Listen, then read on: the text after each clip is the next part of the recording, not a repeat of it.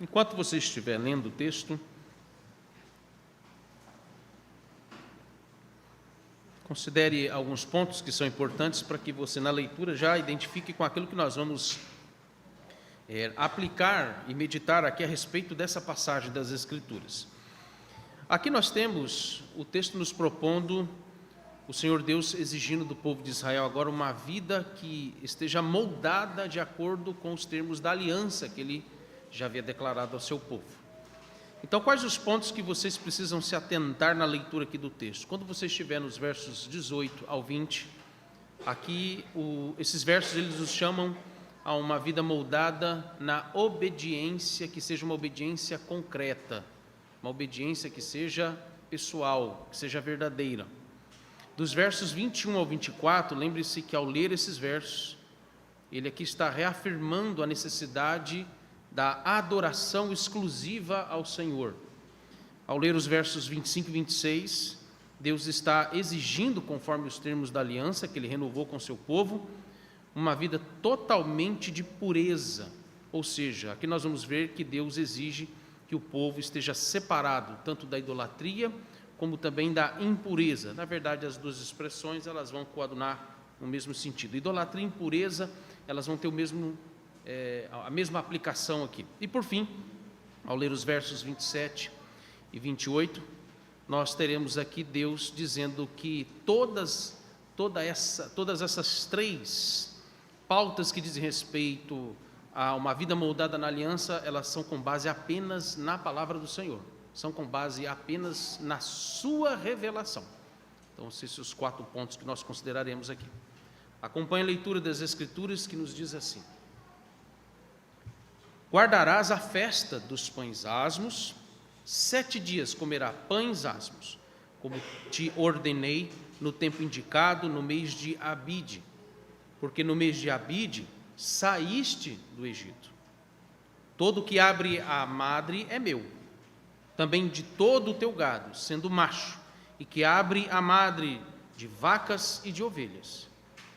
O jumento, porém, que abrir a madre, resgatá-lo-ás com cordeiro, mas se o não resgatares, será desnucado. Remirás todos os primogênitos dos teus filhos. Ninguém aparecerá diante de mim de mãos vazias. 6 dias trabalharás, mas ao 7º dia descansará, quer na aradura, quer na cega.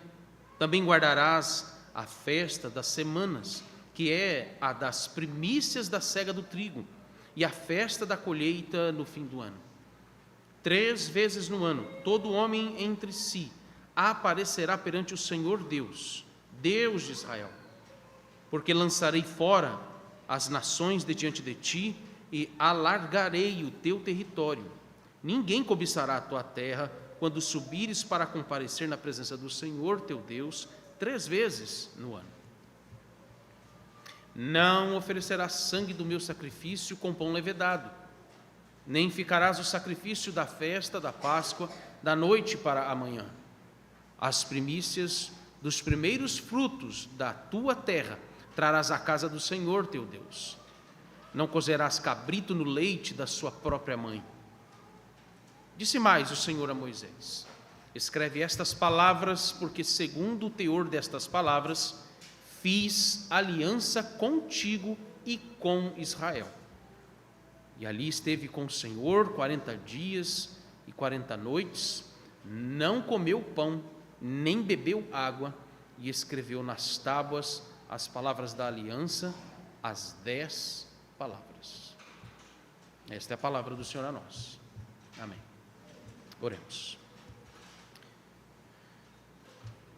Senhor, nós necessitamos do Teu auxílio neste momento, ainda que, ó Deus, ao decorrer do culto, sabemos que tudo é orientado, guiado, centralizado na Tua palavra. Ao cantar, orar, ao ler a Tua palavra, sabemos que ela nos faz todo o sentido do início ao fim, ó Deus, da adoração que prestamos a Ti. E ela tem falado conosco. Mas esse é o momento, ó Deus, de forma tão especial que o Senhor nos dá para uma meditação minuciosa, cuidadosa, mais do que isso, solene, porque a voz do Senhor agora ecoa na análise, ó Deus, e nas aplicações que são importantes desta passagem da Tua Santa Lei.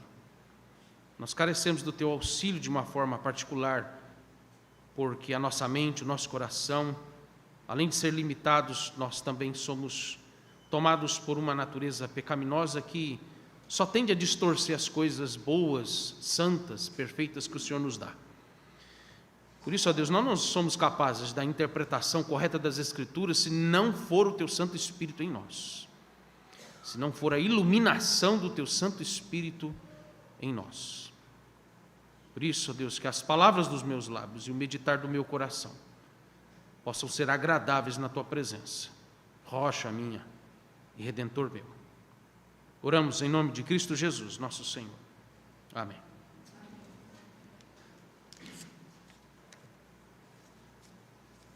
No sermão anterior, irmãos, nós tratamos aqui da natureza da renovação da aliança. Esse foi o tema do sermão de domingo passado, com base nos versos 10 ao 17. Nós vimos que aqui são nos apresentados, com respeito a essa natureza, a palavra natureza, como eu a uso, a ideia de identificar características, qualidades, aquilo que é próprio do que ela é, né?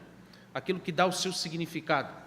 Então, aquilo que nos é revelado nesses versos sobre o que Deus mostrou concernente às qualidades, as características que são próprias dessa aliança que Ele fez com o povo de Israel, nos são apresentados aqui basicamente 4 delas. Nós vimos, por exemplo, que Deus ele renova essa aliança como sendo uma aliança que é soberana, que ela é de natureza graciosa, que ela é de natureza santa e que, por fim, ela é de natureza cultica ou devocional, ou para a glorificação, para a adoração ao Senhor. Então, repetindo aquilo que nós vimos no sermão anterior, esta aliança nos é, em primeiro lugar, em todo o seu teor, em todo o seu conteúdo, ela é soberana, porque ela é de iniciativa do próprio Deus, foi Deus que fez a aliança com o seu povo. Ela é uma aliança de graça, porque ela revela, ela manifesta e ela garante, conforme as suas promessas, a graça do Senhor na obra redentora de Cristo. Ela é uma aliança santa, porque nós vimos que no seu conteúdo não apenas há promessas, mas Deus exige, se Ele salva um povo, Ele transforma esse povo, Ele purifica o coração desse povo, Ele perdoa o pecado desses povos. Com que propósito? Para que eles sejam santos. Então, essa natureza é santa como Deus é santo.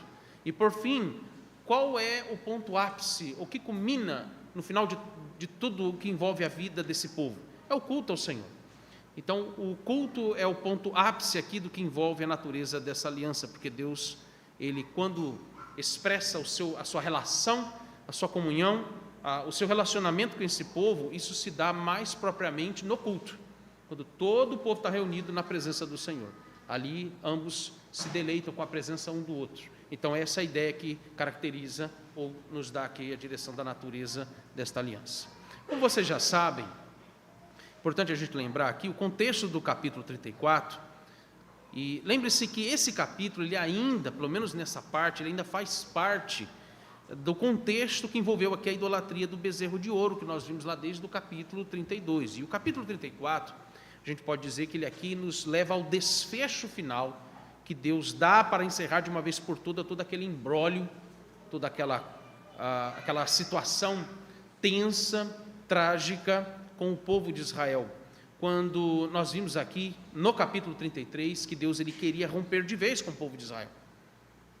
Tanto é que na linguagem, a maneira como Deus, ele ao falar com Moisés, ele se dirige a Moisés falando do povo de Israel não mais como seu povo, mas ele inclusive usa uma linguagem muito pesada de dizer, agora eles são teu povo.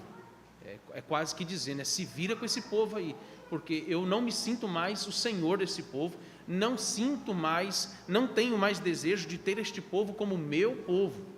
Ou em outras palavras, o que nós percebemos, inclusive na maneira como Deus vai manifestando essa indisposição com o povo de Israel por causa da sua idolatria, quando Deus primeiro desejou matar o povo, ou ele desejou dizimar os israelitas, depois Deus expressou o desejo de não mais manifestar a sua presença, a sua habitação no meio deles. Ele diz, eu vou até levar vocês à terra prometida, vou dar aquela terra a vocês, mas a minha presença vocês não vão ter nunca mais comigo. E por fim, nós vimos que Deus ele estava pronto, inclusive, de anular essa aliança com eles, o que inclusive torna, como eu disse, aqui a situação muito mais grave, muito mais delicada para o povo de Israel, não para com Deus. E talvez você, às vezes, pode olhar para esse contexto e perguntar, né, para quem talvez não esteja acompanhando sequencialmente a exposição aqui desse texto, e às vezes dá a sensação de que Deus está sendo muito cruel. Deus está, poxa, ele fez uma aliança com o povo. Nós já vimos, inclusive, no contexto de outras passagens, que envolvendo essa aliança que Deus fez com o povo, essa aliança ela é perpétua, essa aliança é irrevogável. E aí Deus diz assim: eu estou com muita vontade de anular essa aliança com vocês, ou eu estou prestes a encerrar, a revogar essa aliança. Na verdade, o que nós percebemos aqui é que Deus ele tinha todo o direito de fazer isso. Por quê? Só a título de exemplo, você sabe que em Gênesis 2,16 isso aconteceu, porque a aliança, ou melhor dizendo, o pacto de obras que Deus havia feito com os nossos primeiros pais, no caso Adão, que era o representante da humanidade, Deus havia dito: se você comer do fruto proibido, ou do dia em que deles comeres do fruto proibido, vocês vão morrer. A expressão morte é para indicar essa separação, a quebra dessa aliança e o rompimento com essa aliança. E de fato, aquele pacto de obras que garantia a vida eterna foi quebrado por causa da desobediência de Adão, e consequentemente no pecado original nós também quebramos com ele, e a partir dele aquele pacto. E Deus, o que ele fez? Revogou o pacto de obras. Aquele pacto de obras não tem mais validade para nós hoje. Ninguém consegue mais obedecer naturalmente a Deus. Veja, o que foi feito? Deus estabeleceu um pacto de graça, porque em breve, na volta de Cristo, esse pacto de obras ele vai ser restaurado, para que a gente possa viver em obediência perfeita, integral, natural, como eram os nossos primeiros pais antes da queda. Mas voltando ao ponto, a quebra de um pacto, ou seja, quando se desobedece os termos do pacto, seja qual for o termo, Deus tem todo o direito de revogar esse pacto, ou essa aliança. Deus, ele aqui, em outras palavras, agiu de forma didática com o povo de Israel. O que ele quis mostrar é: o que eu posso fazer? Deus não está aqui titubeando, ou talvez ele estivesse aqui mentindo, ou estivesse aqui blefando com o povo de Israel. Não é essa a intenção. O que Deus está mostrando de uma forma muito pedagógica é ensinar o povo de Israel qual é o valor, qual é o sentido, qual é a natureza dessa aliança. Mas veja que então, apesar de tudo isso, Deus ele não revogou essa aliança. E o que ele fez? Ele toma a iniciativa de reconciliar-se com o povo de Israel. Então ele faz uma renovação dessa aliança. Aliás, a gente também precisa lembrar um outro ponto importante quando a gente diz que uma aliança como esta, ela é renovada, porque às vezes pode passar a mente de algumas pessoas não familiarizado com essa proposta que o texto nos dá sobre essa ideia de aliança, de que parece que Deus ficou fazendo um monte de aliança com o povo de Israel ao longo do Antigo Testamento, né? Uma falhou, vai lá e faz outra, depois vai... Não, como se fosse aqui uma espécie de concha de retalhos para tentar resolver falhas que estão na aliança. Na verdade, veja, Deus não fez outra aliança com esse povo, mas ele manteve a mesma aliança, inclusive a aliança essa que já tinha sido feita aos nossos antigos pais, Adão e Sete, ele fez com os nossos pais Noé e Sem, e ele fez com os nossos pais, os patriarcas Abraão, Isaac, Jacó, e as 12 tribos, ou os 12 irmãos, que depois se tornaram as 12 tribos de Israel. Esse pacto, na verdade, na sua essência, ele já é estabelecido, ele já é ali, já tem a sua fonte, já tem o seu código em Gênesis capítulo 3, especialmente o verso 15, quando ele fez pela primeira vez esse pacto com os nossos pais, Adão e Eva. E a primeira vez que esse pacto é anunciado, ele no seu conteúdo, ele preserva o seu cerne. Qual que é o cerne desse pacto, dessa aliança de graça?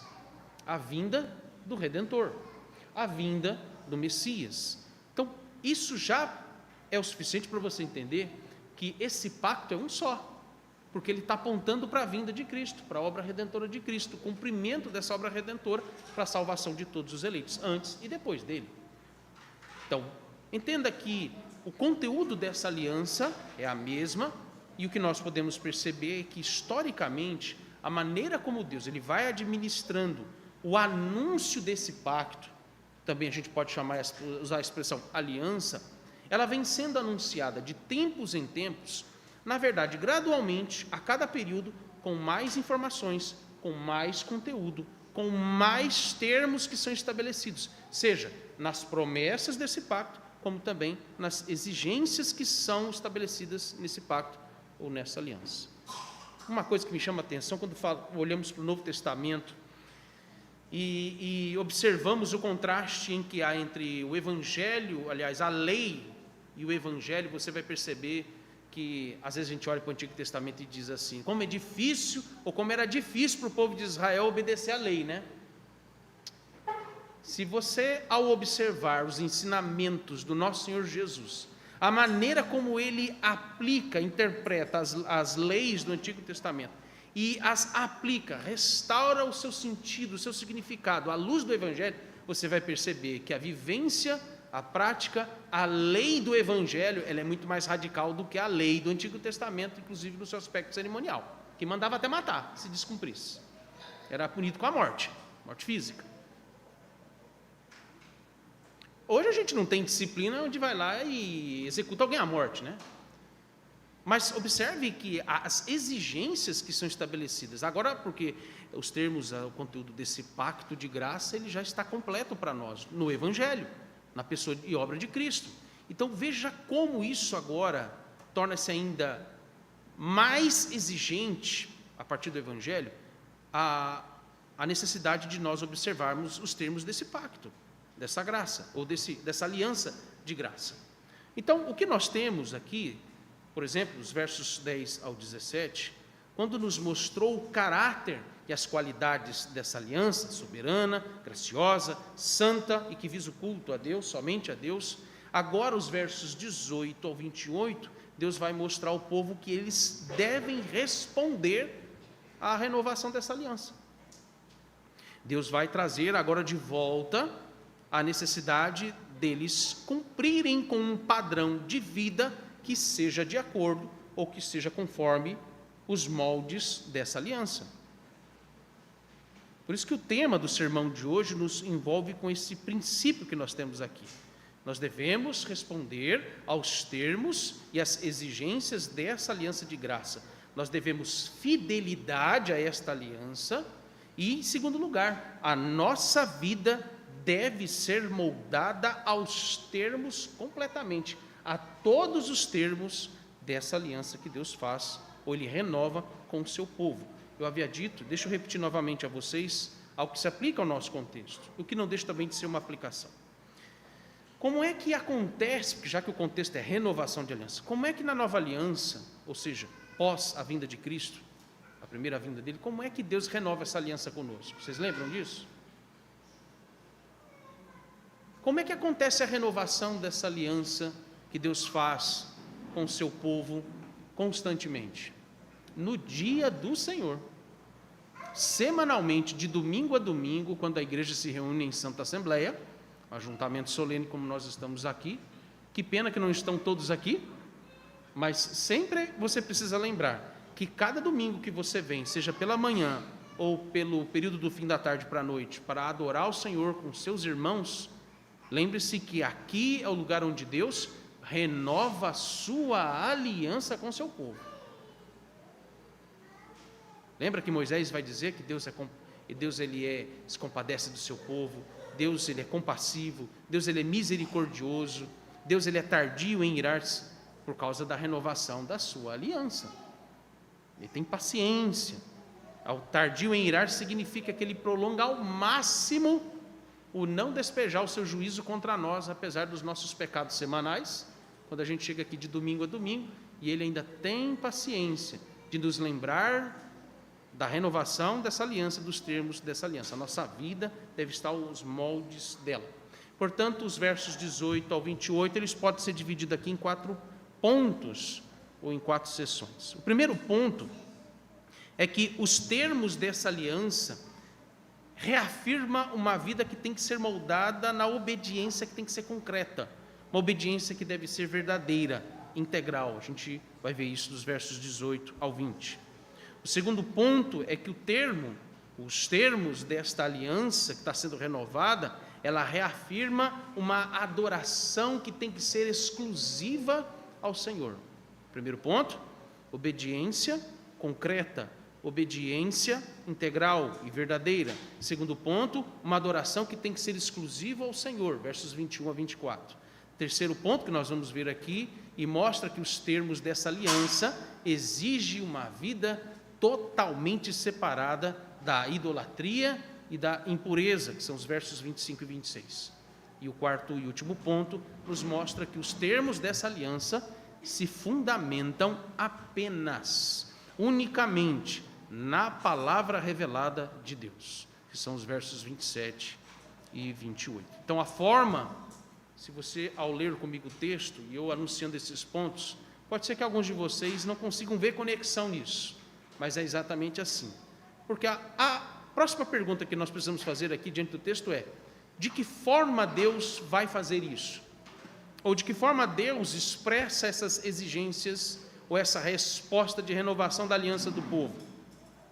Ele vai fazer isso reiterando aqueles deveres, aquelas ordenanças que eles tinham que guardar, envolvendo as 3 principais festas anuais do povo de Israel, conforme a lei cerimonial, e também o dia do descanso, ou o dia, ou a guarda do dia do Senhor. Então, é essa maneira didática que Deus vai usar para exigir essas quatro, vamos dizer, respostas, essas exigências que Deus está dando na renovação da sua aliança. Vamos ao primeiro. Então, primeiro, Deus ele reafirma a necessidade deste povo guardar a festa dos pães asmos e a consagração dos filhos primogênitos, não só os filhos, mas também os animais. O que é que o texto diz sobre esse ponto? E aqui isso nos remete à obediência integral, vocês vão entender como. O texto diz, verso 18: guardarás a festa dos pães asmos, 7 dias comerás pães asmos, como te ordenei no tempo indicado no mês de Abibe, porque no mês de Abibe saístes do Egito. Todo o que abre a madre é meu, também de todo o teu gado, sendo macho, e o que abre a madre de vacas e de ovelhas. O jumento, porém, que abrir a madre, resgatá-lo-ás como cordeiro, mas se o não resgatares, será desnucado. Remirás todos os primogênitos dos teus filhos, ninguém aparecerá diante de mim de mãos vazias. Esse primeiro ponto, que trata dessas ordenanças e celebrações ligadas aqui à festa dos pães asmos e à consagração de todos os filhos primogênitos, como também os animais que nascessem, sendo eles o primeiro, da cria, a primeira cria de uma vaca, de uma ovelha, seja como fosse, eles estão ligados, ou eles estão relacionados com a saída do Egito. Esse é o ponto que ganha destaque aqui. Por exemplo, quando a festa dos pães asmos, você deve se lembrar que uma ordem que Deus havia dado em Êxodo capítulo 12, é que quando eles comessem, e principalmente ali envolvendo os pães asmos, eles deveriam comer com pressa. Lembra que essa expressão ela é chave aqui, na celebração do que vem a ser o que é a festa dos pães asmos, porque é pães sem fermento. O que ganha destaque então aqui é a pressa que eles deveriam ter para sair do Egito, ter pressa para sair de uma terra estrangeira, de uma terra que não lhes pertence, de um povo que eles não pertencem. Eles são hebreus, eles são israelitas. Pressa para sair do Egito tem a ver com a ideia de ter pressa para você, o quanto antes, se desassociar daquele mundo pecaminoso. Pressa para que você se desvencilhe o quanto antes da imundície ou do fermento do pecado e da idolatria dos egípcios. Por isso que pães asmos, comer pães sem fermento, está ligado à ideia de você ter uma obediência que ela deve ser concreta. Porque obediência concreta é a pressa de você se livrar da sua desobediência e passa imediatamente a obediência. Essa é a ideia de obediência concreta. A gente às vezes usa muitos exemplos dos filhos, então permita-me aqui fazer essa ilustração, ou esse exemplo. Como é que você quer que seu filho te obedeça?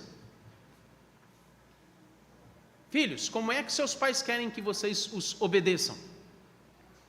Esse sermão é o pastor só que fala, eu sei, mas então responde aí na sua mente. certo? Como é que os filhos devem obedecer às ordens dos seus pais? Não tem aquele negócio de que quando diz assim, filho, pega o saco de lixo, leva lá para a lixeira, geralmente o que eles dizem?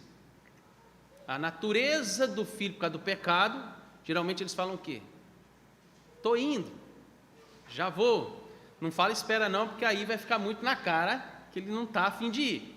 Então ele diz, ou ela diz, já vou, estou indo, mas não foi. O que é uma obediência concreta? Vamos voltar aqui ao contexto. A ideia de você, com pressa, ansiosamente obedecer às ordens que o seu pai e sua mãe te deram. Aqui no contexto do texto, o que o Senhor Deus está dizendo é, eu quero que vocês imediatamente acatem a minha ordem, eu quero que vocês tenham pressa de me obedecer. Isso é próprio, isso é característico da aliança, dos termos da aliança como eles nos são apresentados aqui. Outro aspecto importante é a consagração dos primogênitos, que também tem a ver com a ideia de uma obediência concreta, porque lembrava o povo da necessidade de não apenas eles terem pressa de se desvencilhar do pecado, do mundo egípcio, do mundo de impureza, de mundanismo e de idolatria, mas também os seus filhos devem apressadamente serem separados desses primeiros, desde os seus primeiros dias de vida, deste mundo tomado pela imundície e pela idolatria. E mais, quando o texto ainda nos leva ao princípio de que não bastando apenas seus filhos, o texto vai realçar, principalmente no verso 19, dá uma olhada no verso 19, dá um destaque, eu vou ler de novo o verso 19, quando ele diz, todo o que abre a madre é meu, também de todo o teu gado, sendo macho, o que abre a madre, de vacas e de ovelhas. Em outras palavras, o que Deus está querendo mostrar? Tudo que pertence a vocês é meu. A expressão de posse, lembra que eu já falei, ela está ligada à ideia de aliança. Quando o apóstolo Paulo fala do casamento, 1 Coríntios capítulo 7, o que ele diz na relação marido e mulher? Por ser uma aliança, o homem pertence à mulher e a mulher pertence ao homem. Não é relação de posse? Então não existe esse negócio de meu corpo, minhas regras, né? Nem para o homem e principalmente para a mulher, as feministas aí de plantão. Não tem esse negócio. A relação de aliança, voltada aqui agora para a relação entre Deus e o seu povo, é a mesma coisa. Deus está dizendo, tudo é meu. A vida de vocês me pertence, os seus filhos me pertencem. A ideia de consagrar, isso nos remonta ou nos traz à tona o preceito da ordenança do batismo. Por que batizamos os nossos filhos? Está vendo a relação? A base para isso é pacto, é aliança. Você está dizendo, ao entregar o seu filho aqui para o batismo, você está dizendo o seguinte, esse filho não é meu, pertence ao Senhor, porque esse filho é fruto da aliança de graça que Deus fez comigo, com a minha esposa, com a minha casa, e não apenas os meus filhos. A gente não batiza animal, é óbvio, né? Eu sei disso. Mas nessas simbologias que são próprias dos nossos ritos, bastando apenas você cumprir essas ordenanças da nova aliança, você já está dizendo e declarando ou admitindo que tudo que você tem, tudo que está em suas posses, na verdade não é seu, é do Senhor. O que isso, obviamente, vai nos levar? O texto está nos mostrando que não existe essa ideia dicotômica de que eu estou separado do mundo, mas as minhas coisas, os meus bens, a minha casa, as minhas propriedades, o meu dinheiro não estão. É uma mentalidade muito própria dos nossos dias que se denomina pós-moderno, pós-cristão ou sociedade líquida. Vocês já sabem bem o que é isso. Mas veja, não existe essa dicotomia. Na aliança, tudo o que eu sou e o que eu tenho e o que eu faço, e todos os que estão comigo pertencem à minha casa, eles pertencem ao Senhor, são consagrados, em outras palavras, ao Senhor. Esses três aspectos é que revelam que vem a ser essa obediência concreta. Entender o que é obediência concreta? É assim que, em primeiro lugar, a gente responde à renovação da aliança. Em segundo lugar, Deus reafirma a necessidade deles serem zelosos com o dia do Shabá ou o dia do descanso. Versos 21 até o 24 diz assim: 6 dias trabalharás, mas ao sétimo dia descansarás, quer na aradura, quer na cega. Também guardarás as festas das semanas, que é as da primícias, da cega do trigo e a festa da colheita no fim do ano. 3 vezes no ano, todo homem entre si aparecerá perante o Senhor Deus, Deus de Israel. Desculpe-me, deixa eu só fazer uma menção. Quando ele diz o Senhor Deus, Deus de Israel, essa é uma outra expressão, essa é uma expressão-chave que ela é pactual. Lembra que no primeiro ponto a gente viu que Deus, ele usa a expressão de posse, é meu, isso é uma expressão pactual no primeiro ponto. Nesse segundo, Deus de Israel, relação também de aliança, porque ele agora está dizendo, vocês são meu povo. Opa, mudou o tom. Então, continuando o texto, porque lançarei fora as nações de diante de ti, e alargarei o teu território. Ninguém cobiçará a tua terra quando subires para comparecer na presença do Senhor teu Deus 3 vezes no ano. Os versos 21 a 24, eles nos reportam aqui, como eu disse, a guarda desse dia do descanso, que no Antigo Testamento era cumprido no 7º dia. Na Nova Aliança, a partir de Cristo, é no 1º dia, é no domingo. Mas o que eu quero chamar a sua atenção é que Deus aqui ele fala do dever de descansar solenemente, associado às 3 tipos de festas que estão aqui ligados à ideia de expressar ações de graças. A gente já viu o que são essas festas em sermões anteriores. Mas aqui no caso nós temos principalmente aqui a menção da festa das primícias, festas das semanas e também a festa da colheita. Isso acontecia 3 vezes no ano. E isso está ligado à guarda do dia do descanso. Veja, o que a guarda do descanso solene tem a ver com essas festas? Tem tudo a ver, vocês vão entender por quê. Observe, 2 coisas são ensinadas aqui a respeito da relação que existe entre o dia do Senhor, o dia do descanso, para com a celebração da festa das primícias, colheitas e também a festa das semanas. Primeira coisa, aqui o texto enfatiza a provisão, o sustento. Por que eles comemoravam, por exemplo, a festa das colheitas e também a festa das primícias? Porque ali eles estavam expressando ação de graças, gratidão, louvor, porque Deus estava sustentando o seu povo com comida, com bens, com riquezas. A riqueza, no seu sentido literal aqui, tem a ver com a ideia da terra produzir alimento em fartura para eles.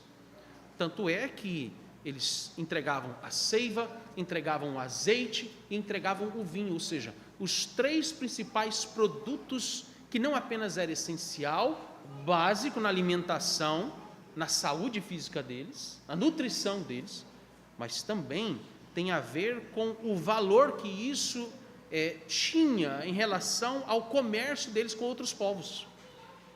O azeite era um produto extremamente valioso, o vinho era um produto, até hoje o vinho é um produto extremamente valioso, não é qualquer vinho vendido aí, que se diz bebida doce com álcool, mas o vinho de fato, o vinho de qualidade, ele é de extremo valor.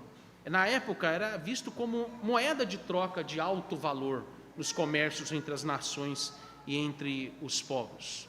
Então, voltando aqui à questão, ele está mostrando o preceito da provisão. A provisão está relacionado com a guarda do dia do Senhor, como também a proteção, cuidado, proteção tanto no sentido de que Deus manda chuva, Deus faz nascer o sol, para que o produto da terra ele nasça vigorosamente, venha produzir e venha dar o alimento que é necessário ao povo de Deus. E outro tipo de proteção, quando ele no final vai dizer, proteger essas riquezas, essas provisões dos seus inimigos, as nações que cobiçam, invejam as suas terras. Essa é a relação que está estabelecida de provisão e proteção com o dia do Senhor. Qual que é o princípio que é aplicado aqui quando Deus está relacionando a necessidade de guardar o dia do Senhor com essas 3 festas que estão relacionadas com provisão e proteção? A provisão e a proteção não estão acima da adoração. Vou repetir. A provisão, o sustento, as riquezas que nós temos, fruto do nosso trabalho, não estão acima da adoração, do descanso que devemos guardar no dia do Senhor. O trabalho, a busca pelo nosso sustento, não pode estar além do dever de adorar solenemente uma vez por semana o Senhor. Segundo, observe que o texto está nos mostrando e dizendo para o povo: vocês lembrem que quando vocês estiverem me adorando, quando vocês estiverem guardando o dia do descanso, eu prometo proteger a provisão e o sustento e as riquezas de vocês. É o que ele diz no verso 24: lançarei fora as nações de diante de ti e alargarei o teu território. Ninguém cobiçará a tua terra enquanto subires para comparecer na presença do Senhor teu Deus, 3 vezes por ano. O que Deus está dizendo é: eu exijo que vocês coloquem acima de qualquer coisa a adoração a mim, que é uma vez por semana. A aplicação nos leva à questão do trabalho agora aqui.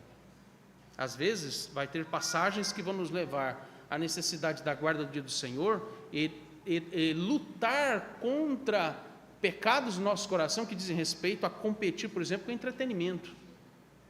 Vai ter passagens que vão nos levar a essas aplicações. Aqui no caso, especificamente quando mostra que eu não posso me preocupar além do que eu devo com o meu trabalho, com o meu sustento, com as minhas provisões, em detrimento do dia do Senhor.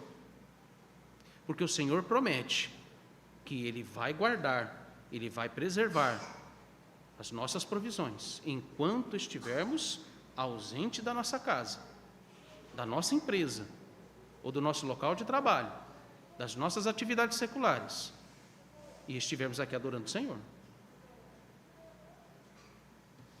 Terceiro, Deus reafirma a necessidade deles serem zelosos com a festa da Páscoa, que era a primeira festa que eles comemoravam. O texto diz, verso 25 e 26, não oferecerás o sangue do meu sacrifício com pão levedado, nem ficará o sacrifício da festa da Páscoa da noite para amanhã. As primícias dos primeiros frutos da tua terra trarás à casa do Senhor teu Deus. Não cozerás o cabrito no leite da sua própria mãe. O ponto em questão nesses versos não é nem a guarda em si da festa da Páscoa, ainda que ele esteja rememorando isso, mas é a relação que essa festa tem com a ideia de pureza. Lembra que eu disse que pureza está ligado à questão da idolatria, ou à adoração verdadeira ao Senhor Deus. Por exemplo, Deus ele diz ao povo que eles não poderiam oferecer sangue do cordeiro com pão levedado ou com fermento. Vocês lembram o significado do fermento?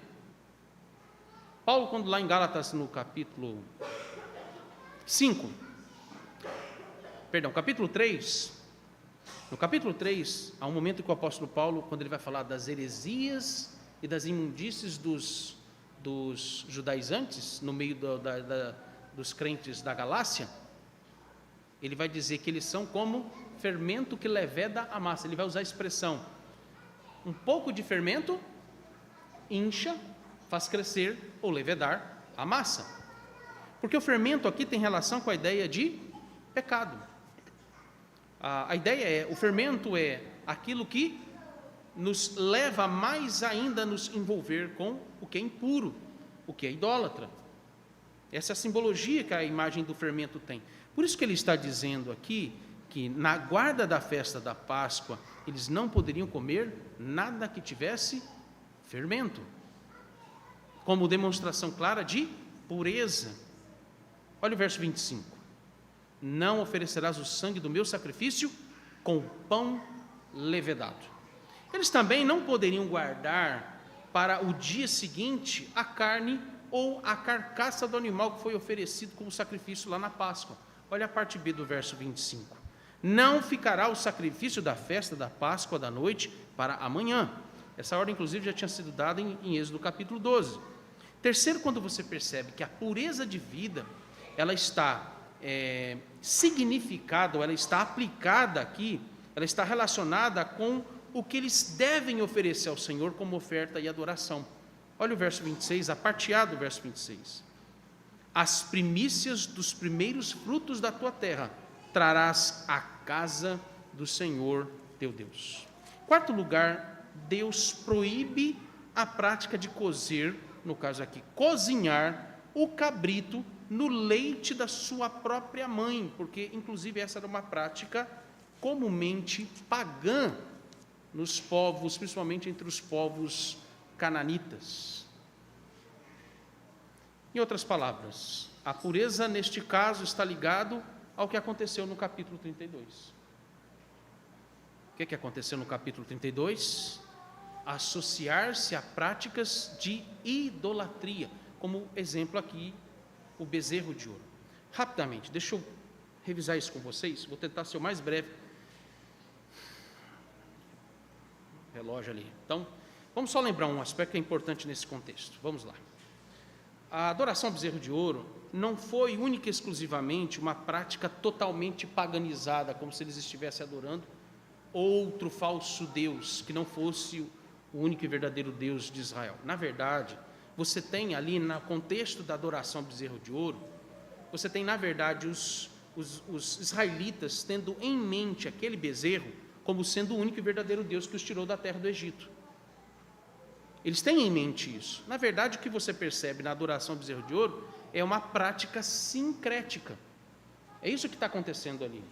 Óbvio, irmãos, que aquilo levou a uma deploração desenfreada no modo como eles realizam as suas celebrações diante desse bezerro de ouro que eles pontificavam ou diziam ser o único e verdadeiro Deus, e desprezaram Moisés. Em outras palavras, o que isso nos mostra? Deus está dizendo: não tragam para o meio de vocês práticas que, ainda que elas possam ser ou parecer ingênuas, não tragam para o meio de vocês esses costumes, essas práticas que são oriundas do paganismo, oriundas de sincretismo religioso, oriunda de misticismo, oriunda, em outras palavras, do que é próprio da impureza e da idolatria.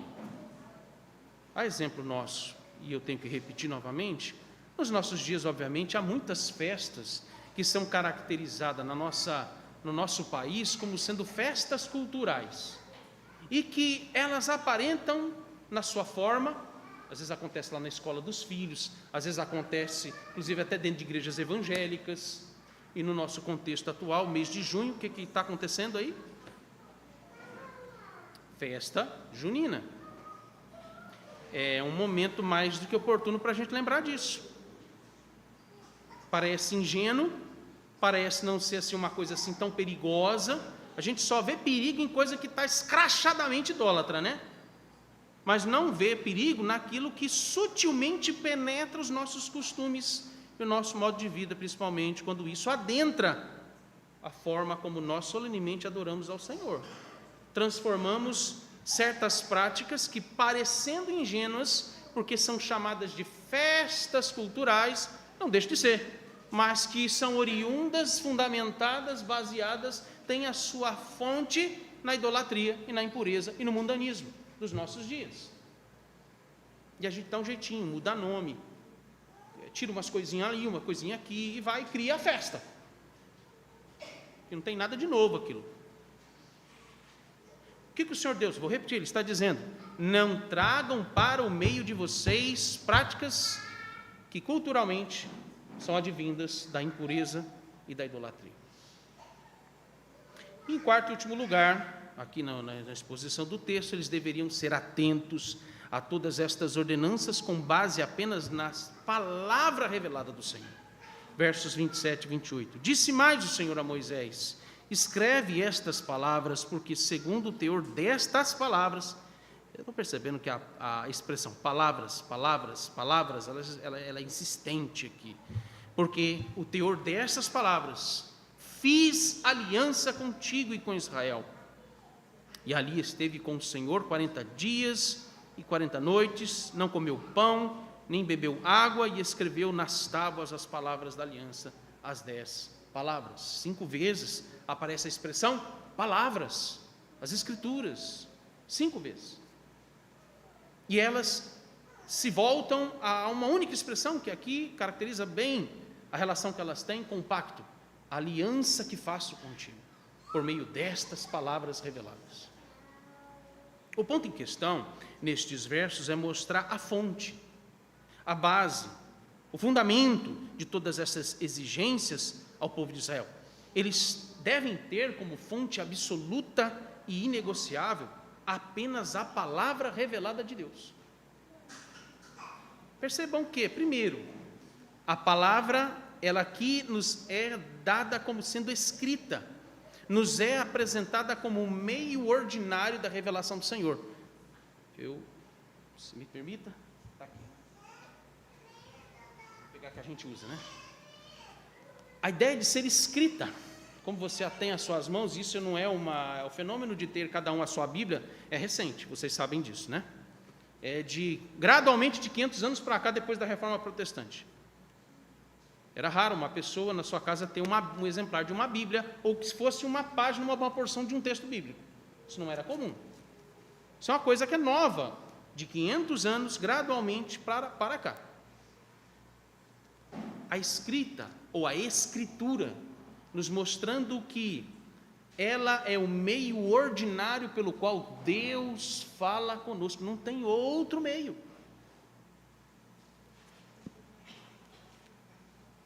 Segundo, as tábuas da lei, que é pedra, as 10 palavras são os 10 mandamentos, são reescritos novamente.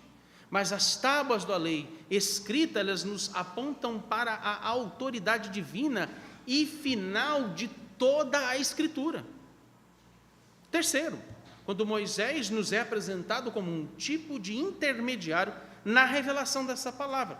De novo, nós voltamos a um aspecto que Moisés nos é apresentado como um tipo de Cristo. Em que sentido? Moisés nos é apresentado como aquele que, sendo Jesus Cristo, o Verbo de Deus, a revelação absoluta, completa e final da palavra dele ao longo da história. Moisés, ele novamente prefigura Cristo como esse mediador definitivo da nova aliança. Em suma, o ponto é, vamos fazer aqui uma reflexão. O que deve guiar o povo de Israel em toda a sua forma de vida? Essa é a pergunta. Traga ela para você. O que deve guiar o povo de Deus na nova aliança, a igreja, cada um de nós, na nossa forma de vida? Não é a cultura, não são os nossos costumes dos dias de hoje, não são os costumes de lugares e épocas, mas deve ser somente a palavra. Costumes mudam, o modo de se vestir, de se comportar, essas coisas vão se adequando cada um ao espírito da sua época. De uma geração vai, outra geração vem, e as formas, as faces disso são as mais diversificadas possíveis. Mas a palavra de Deus não muda. A palavra, ela reflete quem Deus ele é, e reflete também a natureza da aliança que ele fez com o seu povo. Por isso que no início, às vezes vocês podem achar, se me permitam lá dentro, cansativo o pastor ter que ficar repetindo umas coisas que ele já falou. Mas, meus irmãos, o sermão não é para a gente ficar falando coisa nova o tempo todo, mas é para conectar o que você já aprendeu, relembrar o que você já aprendeu em alguns momentos. Por isso que eu havia explicado a vocês no início, é uma única aliança. E o que caracteriza ela como uma única aliança? É uma aliança que nos seus termos e no seu conteúdo ela é imutável, porque Deus é imutável. Não mudou os termos da aliança que ele fez com Moisés, o povo de Israel, como nós a temos agora registrado nas Sagradas Escrituras. Não mudou. Percebem isso? A palavra, como eu disse, reflete quem Deus é, reflete a natureza da aliança que ele fez com este povo. Portanto, eles devem viver uma vida de conformidade com o Deus que eles servem. E aí, óbvio que aqui é uma aplicação preciosíssima que a gente está repetindo novamente, né? Você se assemelha a quem você serve. Você se assemelha ao Deus para quem você trabalha ou para quem você se curva e adora. Qual é o seu Deus? Com quem você tem uma aliança? Qual é o oráculo que você ouve quando esse Deus, se caso seja um ídolo, ele fala com você? Como diz a expressão no popular, vozes da minha cabeça, né? Em geral é isso. Porque não existem literalmente deuses. Os deuses são coisas da nossa imaginação e fantasia pecaminosa.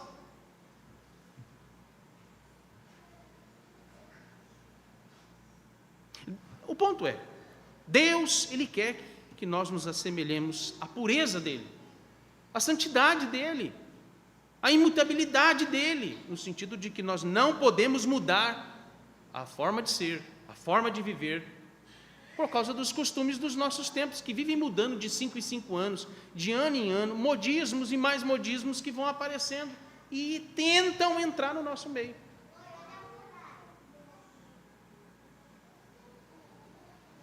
Eles devem se assemelhar à pureza e à santidade do único e verdadeiro Deus e não dos falsos deuses.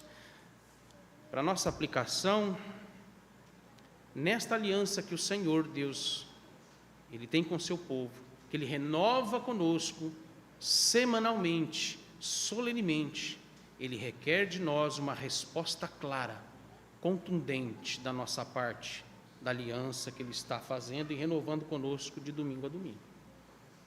Como é que você responde a isso? Ele exige de nós uma vida moldada aos termos dessa aliança que nunca mudou. Como é que você vive a sua vida à luz dessas exigências e da renovação dessa aliança que Ele faz conosco? Segundo lugar, veja, ele nos exige uma vida de separação total do mundo. Ele quer que tenhamos pressa em nos separar do mundo pecaminoso e idólatra. Ele quer que não apenas nós, mas também Ele quer que os nossos filhos, os nossos pertences, os nossos bens, tudo que nós usufruímos, que esteja sob nossa administração, sejam separados do mundo. Em terceiro lugar, Ele exige de nós dedicação exclusiva e total a Ele. Ele exige de nós uma adoração que Ele merece. Ele não quer que você fique competindo com Ele em detrimento dos seus bens, das suas provisões. Ora, vamos lembrar o que o nosso Senhor Jesus vive falando para nós em Mateus capítulo 6, verso 23 em diante. Não andeis ansiosos com o que você vai comer, o que você vai beber, se você vai ter o que comer, ou se você vai ter o que beber, ou se vai ter o que vestir. A ansiedade, ela também não apenas nos aponta para um medo pecaminoso, já falamos muito sobre isso aqui em outros momentos, mas o medo expressa temores. O que é temer? Temer significa colocar-se debaixo de. Eu tenho medo porque eu temo alguém que não é o único e verdadeiro Deus. Eu confio em qualquer outra coisa que eu acho que me dá segurança, que me dá as minhas provisões, que não o único e verdadeiro Deus, que é o Criador de todas as coisas, que é o sustentador de todas as coisas. Em outras palavras, a ansiedade não deixa de ser um tipo de idolatria, de impureza do nosso coração.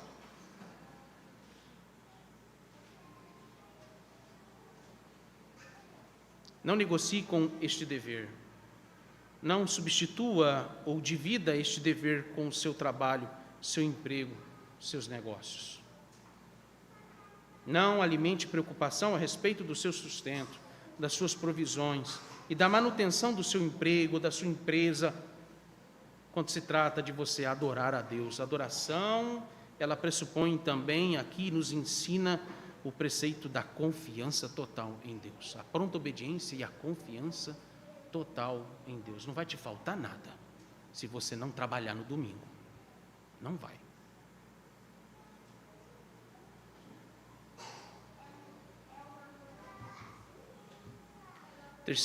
Em quarto lugar, Deus ele requer de nós uma vida de pureza. Deus exige de nós que não nos associemos às práticas, costumes que podem transparecer algo ingênuo, inofensivo, mas na verdade vem carregado de conceitos pagãos, mundanos, idólatras.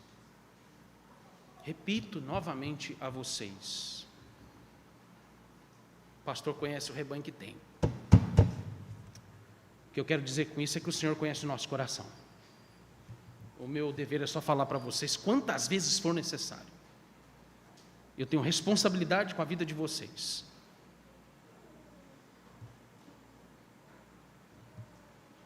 Não posso me exibir desse dever, dessa responsabilidade.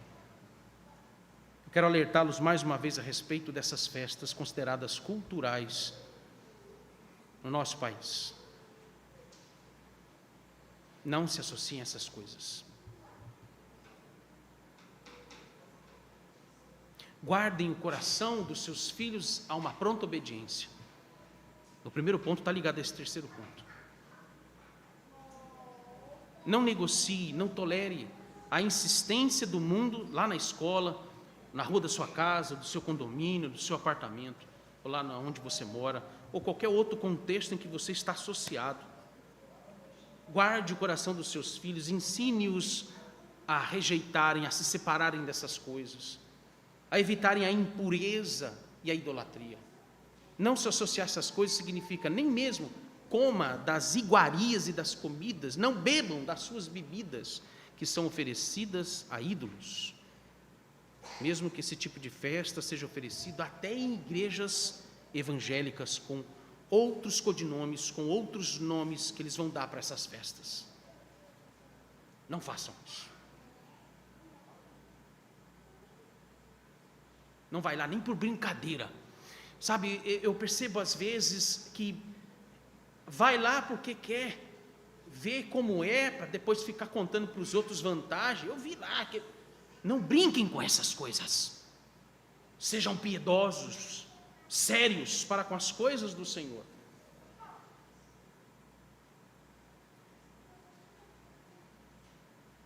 Desassocie-se delas. Quinto lugar, Deus exige de nós fidelidade, obediência apenas à sua palavra revelada. A nossa vida, os nossos hábitos, a nossa agenda, os nossos costumes, o nosso comportamento e o culto principalmente que nós prestamos a Deus devem ser orientados e guiados não pelos costumes do mundo, mas apenas pelas Escrituras. Nenhuma dessas esferas devem ser conduzidas, instruídas pela cultura dos nossos tempos. O povo da aliança, ele possui um padrão de vida. O povo da aliança, ele já possui uma identidade. Você sabe qual é o nome dessa identidade que o povo, que a igreja do Senhor tem? Chama-se um padrão de vida pactual. Nós vivemos de acordo com o pacto, e não meramente conforme cultura. Tudo o que fazemos no culto, como também no dia a dia, é orientado por uma cosmovisão pactual. Por isso que quando você vai pegar todas as doutrinas das Escrituras, todos os ensinamentos, todas as ordenanças que Deus dá nas Escrituras, para onde elas convergem? Qual é a fonte do conceito delas, do porquê que elas devem ser obedecidas, praticadas? É por causa do pacto. O pacto é o tronco. Pense numa árvore. O pacto é o tronco dessa árvore. Os ramos, os galhos, as flores, as folhas, elas estão ali, conectadas com o tronco, que é o pacto.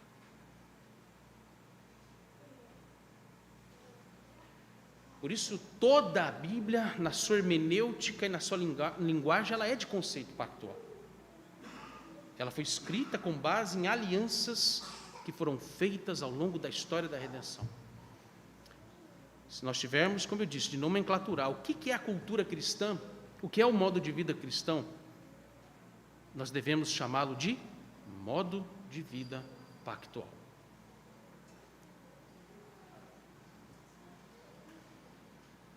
Eu concluo dizendo que Deus requer de nós obediência pronta, fidelidade ao culto, pureza no modo de vida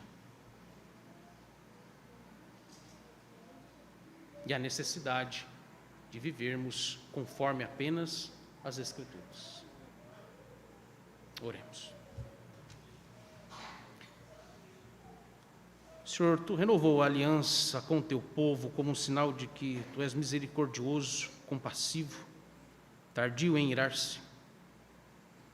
Te damos graça porque em Teu Filho Cristo Jesus isso também se aplica a nós.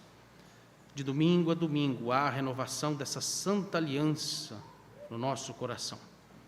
E sempre nos dando a garantia de que esta aliança jamais será revogada por causa das Tuas promessas, porque o Senhor é imutável, porque o Senhor não mente.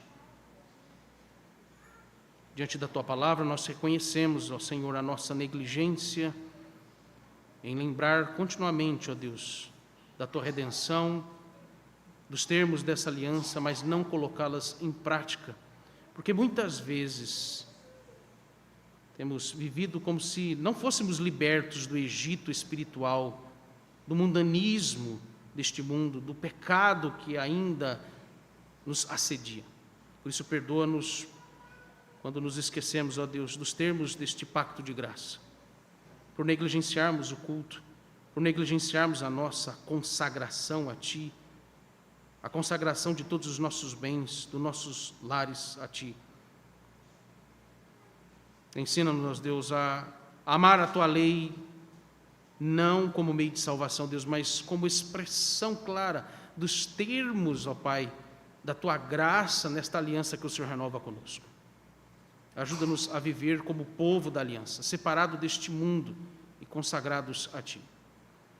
Ajuda-nos, ó Deus, ao zelo na adoração, numa adoração que condiz com o que a Tua palavra nos determina, a um modo de vida que a Tua palavra estabelece, a uma cultura, ó Deus, que vai na contramão dos costumes deste mundo. E guarda-nos, ó Deus, de toda forma de idolatria, inclusive aquelas mais sutis que se escondem, ó Deus, no nosso coração nesses dias tão difíceis. Livra-nos, ó Deus, de um culto que é centrado em nós mesmos. E concede-nos, ó Deus, reverência, temor à Tua santa presença. Dá-nos força para guardar o Teu dia santo, o dia do Senhor, não como um fardo, mas como algo deleitoso. Que as nossas casas, Senhor, os nossos filhos, nosso trabalho, a nossa agenda, elas sejam inteiramente entregues nas Tuas mãos, como sinal de que nós pertencemos ao Teu Filho Cristo Jesus, o Cordeiro de Deus que foi oferecido como único sacrifício a nosso favor. Santifica-nos, ó Deus, pela Tua palavra, assim como o Senhor fez com o Teu servo Moisés, que permaneceu na Tua presença e ele foi transformado. Faz de nós, ó Deus, ávidos, atentos, leitores da Tua santa palavra e aplicá-la ao nosso coração como o Senhor exige de nós. Renova, Senhor, o Teu povo aqui, os Teus ouvintes, a Tua igreja.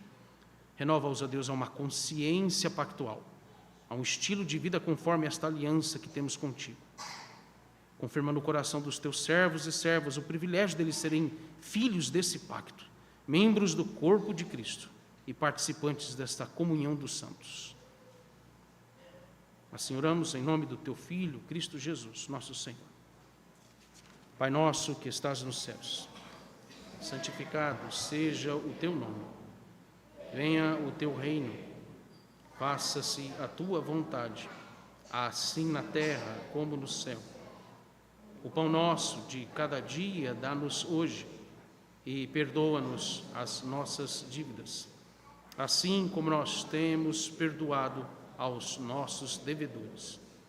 E não nos deixes cair em tentação, mas livra-nos do mal, pois Teu é o reino, o poder e a glória para sempre. Amém.